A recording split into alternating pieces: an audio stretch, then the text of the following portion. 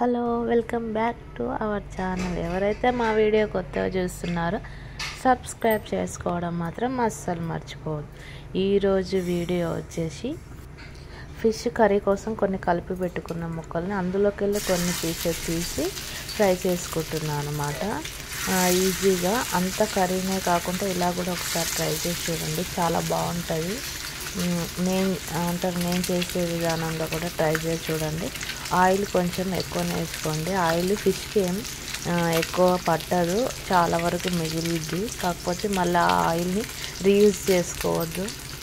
నేను ఆ ఫిషెస్కి పట్టించడానికి కారం, ఉప్పు, మసాలా, అల్లం వెల్లుల్లి పేస్ట్, మన దగ్గర ఉంటే కార్న్ ఫ్లోర్ కానీ రైస్ పౌడర్ కానీ ఏదైనా కొంచెం ఒక చిటికెడు కలిపితే దానికి పట్టించిన కారం అనేది పోకుండా ఉంటుంది.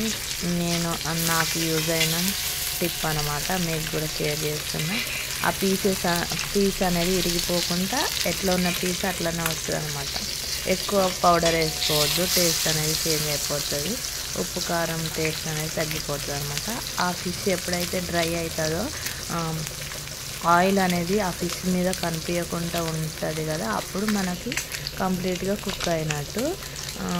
నేను చెప్పిన టిప్ యూజ్ చేసుకుంటే ఆ కారం, ఉప్పు అనేది దానికే పట్టుకొని ఫిష్ చాలా టేస్టీగా ఉంటుంది. మీరు కూడా ఒకసారి ట్రై చేసి చూడండి.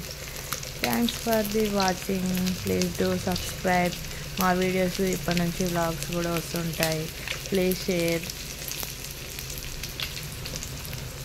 తప్పకుండా మా వీడియోస్ని చూసి లైక్ చేయండి. Thanks for the watching. Complete.